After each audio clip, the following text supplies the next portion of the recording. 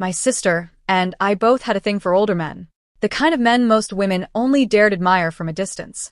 My fiancé, Tristram James, was the untouchable prince of the capital's elite society. Cold, elegant, and so impossibly reserved that people often wondered if he possessed emotions at all. My sister Sandra's fiancé, Rodney Henson, was his complete opposite. Where Tristram was ice, Rodney was fire. Dominating, ruthless, and dangerously unpredictable, Rodney carried a reputation that made grown men lower their eyes when he walked past. His temper was legendary. Most people crossed the street rather than risk being caught in his path. For years, people envied us. The Sullivan twins. One had tamed an iceberg. The other had tamed a beast. At least that was what everyone believed. Until the night before our wedding registrations. That evening, I went to the bridal suite to retrieve the household documents we needed for the following day. The corridor was quiet, the soft glow of crystal wall lamps reflecting against the polished marble floors. I never imagined that opening one door would destroy my entire world. The moment I stepped inside, I froze. My hand remained on the doorknob. My breath stopped. The man who had spent years treating me with polite indifference was kneeling at my sister's feet. Actually kneeling. His usually immaculate composure had vanished completely. "Sandy," Tristram pleaded, his voice rough with desperation. "If I hadn't settled for second best just to stay near you, I never would have looked at Angelica. Not once." The word struck harder than a physical blow. Nearby, Rodney sat casually in a chair, one large hand wrapped possessively around Sandra's wrist. His expression was darkly amused. "Twins are useful," Rodney drawled. "One stays in the spotlight while the other serves as the perfect cover." His gaze swept lazily across the room. "Which one do you think we should keep around?" Sandra's laughter rang through the suite like delicate wind chimes. Sweet. Playful. Cruel. Her eyes shifted toward the doorway, landing directly on me. "The stupid one, obviously." She smiled. "The easier one to fool." For a moment, I couldn't feel my heartbeat. Couldn't breathe. Couldn't move. It was as though every drop of blood in my body had instantly frozen. Sandra tilted her head innocently. "Tell me, Tristram," she called loudly, making sure every word reached me. "What's so lacking about your little fiancé?" The room fell silent. Tristram didn't hesitate. Not even for a second. His voice was thick with contempt. "She's cheap." A pause. Then the final knife. "She disgusts me." Disgusts. That single word nailed me to the floor. Years of memories crashed through my mind. When Tristram was 19, he had been kidnapped by business rivals. Without hesitation, I had gone after him. Alone, young, terrified, and hopelessly in love. The warehouse where they kept him became the worst nightmare of my life. To save him, I endured humiliation that still haunted me years later. By the time the police arrived at dawn, both of us had been rescued. I remembered how tightly he'd held me afterward, night after night. How he'd wrapped me in his arms and whispered promises against my hair. "I'll stay with you forever. I'll spend my life making it up to you. I'll never leave you." Lies. Every single one of them. Standing outside that suite, I finally understood. Maybe the signs had always been there. I had simply refused to see them. Tristram always claimed he had no interest in intimacy. I had blamed myself. Thought perhaps I wasn't attractive enough. Not patient enough. Not enough of anything. I tried everything to bridge the distance between us. Nothing worked. Yet the one time Sandra spent the night at our house, I watched him emerge from the bathroom visibly flustered after catching the faint scent of her perfume lingering in the air. At the time, I convinced myself it meant nothing. Now, it all made perfect sense. This would have been our 11th wedding date. The previous 10 had all ended the same way. A sudden emergency. A business crisis. An urgent trip. Some perfectly timed excuse. I cried. I argued. I begged. And every time, he offered the same empty apology. Sorry. One word. One meaningless word. This time, I didn't burst into the room. I didn't scream. I didn't cry. I quietly turned around and walked away. Outside, the night air felt cold against my skin. Colder than it had ever felt before. When I returned home, 2 plane tickets sat on the living room table. I'd bought them for our honeymoon. I had planned to surprise him. My fingers brushed across the tickets before I picked them up. Then I tore one straight down the middle. The sound echoed through the silent room. A clean ending. The shredded pieces landed in the trash. The remaining tickets stayed in my hand. When I bought them, I imagined they would carry us toward a new beginning. I never imagined one of them would carry me away from him instead, alone. The next morning, Tristram returned shortly after 8. There was a faint lipstick stain near his collar. He hadn't even bothered hiding it. "Emergency at the office," he said calmly while loosening his tie. "I worked all night." His lie came effortlessly. Then came the familiar script. "I have a business trip coming up. We'll have to postpone the wedding again." Again. Always again. I looked at him quietly, then shook my head. "No need." He frowned. "What?" "No need for the trip." I met his eyes. "I'm not marrying you." For the first time, genuine surprise appeared on his face. He crossed the room in several quick strides and wrapped his arms around me from behind. His voice softened into the gentle tone he always used whenever he wanted something. "Don't be difficult, sweetheart." The nickname nearly made me sick. "I'll bring back that necklace you've been wanting." That was his method. Every single time. A soft voice. An expensive gift. A temporary distraction. And I would forgive him. Not anymore. I no longer wanted the necklace. And I no longer wanted him. When I remained silent, annoyance flickered across his features. "If all you care about is the wedding, I'll have someone arrange one." His expression hardened. "You can attend by yourself." "I'm busy." I almost laughed. Our marriage. Our future. Reduced to a scheduling inconvenience. An item on his calendar. A task to delegate. I cut him off before he could continue. "Tristram." He looked up. "We're done." The atmosphere changed instantly. His eyes darkened. "Done." His voice dropped dangerously low. "Angelica, this irrational behavior is beneath you." Then came the sentence I'd heard countless times before. "When are you going to grow up and be more like your sister?" For years, I'd thought he meant maturity. Grace. Composure. Now I understood. He didn't want me to be like Sandra. He wanted Sandra. Before I could respond, the front door opened. As if summoned by fate itself, Sandra walked inside. "Oh," she said lightly. "Fighting again?" Her villa stood next to ours. The distance between the properties was so small that raised voices easily carried across. Sandra walked straight into the room without invitation. "Tristram," she sighed dramatically. "What did you do to upset Angie this time?" Then she smiled. "Honestly, I should be the one teaching you how to treat women." Before anyone could react, she grabbed his ear. Tristram hissed. "Sandra, stop." Ignoring him, she dragged him toward the couch. The scene looked playful, harmless, yet something twisted violently inside my chest. "Let go." No. "You're impossible." As he tried pulling away, his hand caught her wrist. The next second, Sandra lost her balance and fell backward onto the cushions. Tristram followed. His body pressed against hers. The room suddenly went still. For one brief moment, neither moved. Then Tristram froze. Completely. A deep flush spread across his face and neck. The reaction was immediate, instinctive, and devastatingly familiar. Because in all our years together, I'd never once seen him react that way to me. The instant Tristram realized what was happening, he practically launched himself off the couch. As though Sandra's touch had burned him. Without a word, he hurried toward the bathroom and slammed the door behind him. A moment later, the sound of running water echoed through the house. Sandra watched the closed door with amusement dancing in her eyes before turning toward me. "Oh, Angie." She sighed dramatically. "I'm so sorry. I had no idea he'd react like that." Her lips curved upward. "You know how men are. Sometimes they just can't control themselves." The challenge in her gaze was unmistakable.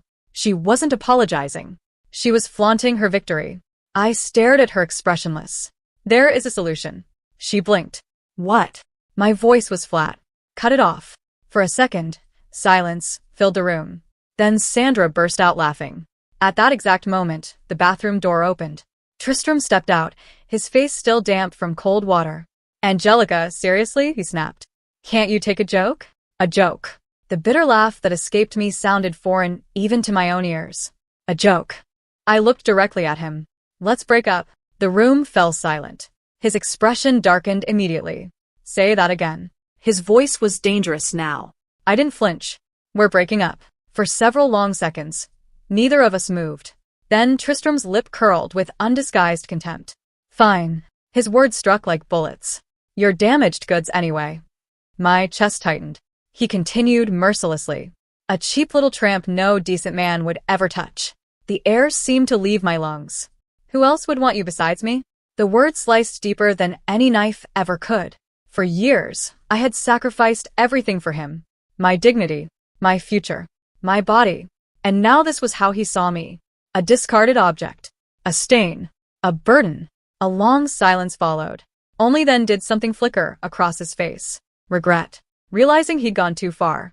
That's not what I meant. His voice softened. Stop making a scene. He glanced toward Sandra.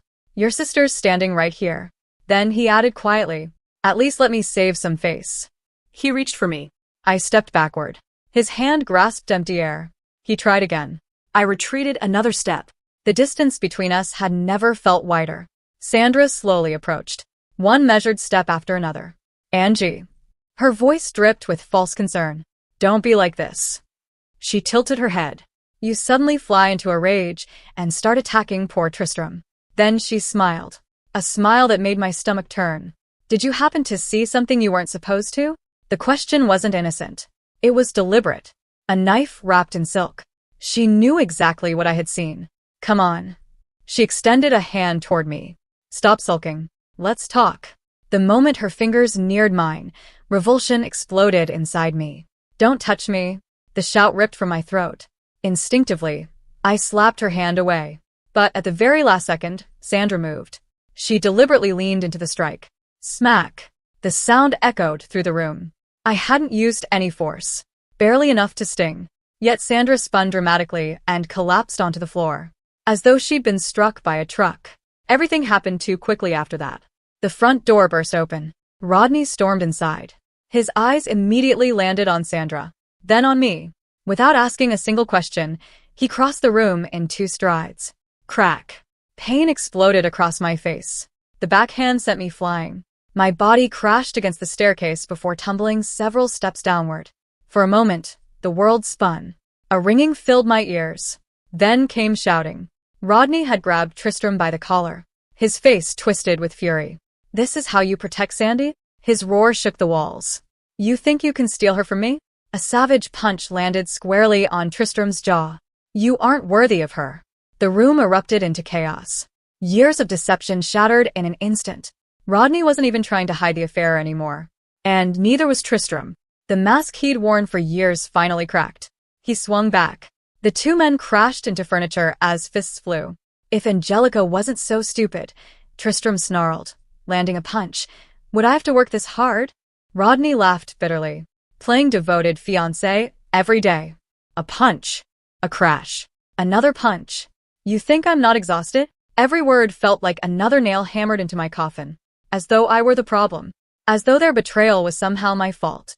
From the floor, Sandra watched everything unfold. Then she smiled at me. A slow, full, victorious smile. A moment later, she coughed lightly. Just once.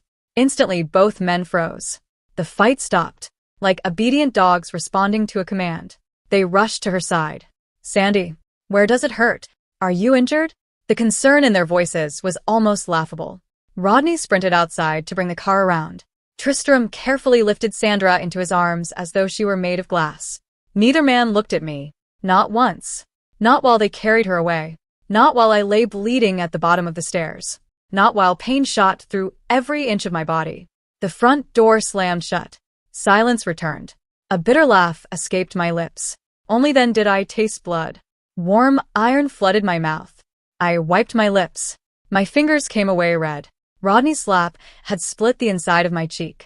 But that wasn't the worst of it. When I'd fallen, the sharp edge of the staircase had sliced deep into my thigh. Blood soaked through my clothing. Dark red spread across the floor beneath me. In the end, it wasn't my fiancé who took me to the hospital. It wasn't family. It wasn't love. It was an ambulance. Ironically, the person who called it was Sandra, the same woman who had destroyed my life. Several hours later, fate played another cruel joke. We ended up assigned to the same hospital room. The nurses helped me remove my pants so they could clean and bandage the wounds on my legs. The cuts burned viciously. Seeing that, Tristram and Rodney finally stepped outside. The second they were gone, Sandra spoke. I'm the one who called that ambulance. Her smile widened. Aren't you going to thank your big sister? I remained silent. The doctor continued wrapping my injuries with careful hands. Does it hurt? She asked softly. I shook my head. The cuts hurt, but the pain in my chest was far worse. Nothing on my body could compare. Sandra watched my silence with amusement. Oh, Angie. She crossed her legs comfortably. Don't blame me and Tristram too much. My fingers tightened around the hospital blanket.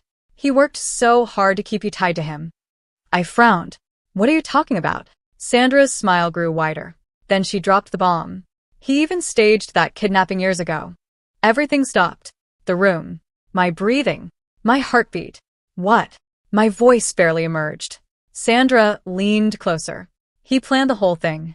Every word struck like thunder, from beginning to end. The hospital room blurred. My mind went completely blank. She continued speaking, calmly, cruelly. As for you, her eyes sparkled. You aren't exactly pure yourself. My hands began trembling. So, what right do you have to demand purity from him? I stared at her, unable to process what I was hearing. Then she said the words that shattered the last piece of me. That little accident 5 years ago.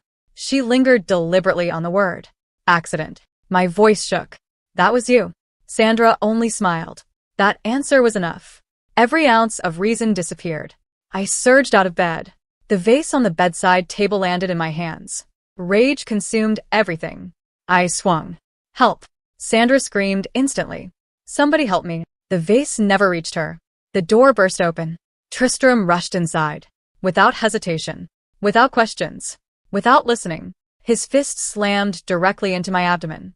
Agony exploded through my body. I flew backward. My spine crashed into the wall. The freshly wrapped bandages split apart. Blood immediately soaked through my hospital gown. Dark red splattered across the floor. Pain swallowed me whole. My vision darkened. The room tilted. Far away, I heard Sandra crying. She knows. Her voice trembled dramatically. She knows everything now. Tears filled her eyes. It's all my fault. She buried her face in her hands. I couldn't keep it secret anymore. Her shoulders shook. She's still my sister. The performance was flawless. Rodney sat beside her and wrapped an arm around her shoulders. Then he glared at Tristram. Control your woman. His voice dripped with disgust. If that bitch touches Sandy again, we're finished. Before Rodney even finished speaking, Tristram was already standing over me, Looking down at me. as though I were something filthy beneath his shoe. His eyes were cold, disappointed, Disgusted. Angelica. His voice carried no warmth at all. I really underestimated you. Blood dripped from my lips. I struggled to breathe. Then he delivered the final accusation. You've been targeting Sandra all this time because you're bitter. His gaze hardened. Because I never touched you. He sneered. Isn't that right? I didn't cry. Not in the hospital room. Not when the nurse rewrapped my wounds a second time. Not even when Tristram followed the doctor into the corridor and I heard him, through the thin wall, describing me as unstable, unhinged, difficult, a woman who needed managing. I lay in that bed and stared at the ceiling until the fluorescent light above me became a blur. The doctor returned alone. She had kind eyes. The kind that had learned to carry other people's pain without breaking. Miss Sullivan. She spoke carefully. The wound on your thigh required 11 stitches. The bruising along your ribs suggests. I know what it suggests. She paused. Is there someone I can call for you? I almost said no. The words sat ready on my tongue. Familiar. Automatic. The answer I had given my whole adult life, whenever anyone asked if I needed help. But something had quietly broken open inside me. Yes, I said. Her pen hovered over her notepad. My lawyer. The doctor blinked. I had surprised her. Good. I had surprised myself too. His name was Mr. Ellery. He was 63 years old, impeccably dressed, and entirely unshockable. He had handled my father's estate after the accident 5 years ago. He had tried, more than once, to advise me against signing certain agreements with Tristram's legal team. I hadn't listened then. He came within the hour. He sat across from my hospital bed with his briefcase balanced on his knees and listened to everything I told him without interrupting once. When I finished, he was quiet for a long moment. The kidnapping, he said finally. 11 years ago. Yes. And you believe it was staged? Sandra told me herself. He wrote something in his notebook. And the accident 5 years ago. The one that killed your father. My throat tightened. Also her. Mr. Ellery set down his pen. He looked at me for a long time. Not with pity. With something sharper. Angelica, he said quietly, I need you to understand something. I waited. What they've taken from you over the years isn't just emotional. He picked up his pen again. It's financial, legal, Documented. and recoverable. He opened the briefcase. If you're willing to fight. I looked down at my bandaged hands. At the force still threaded into my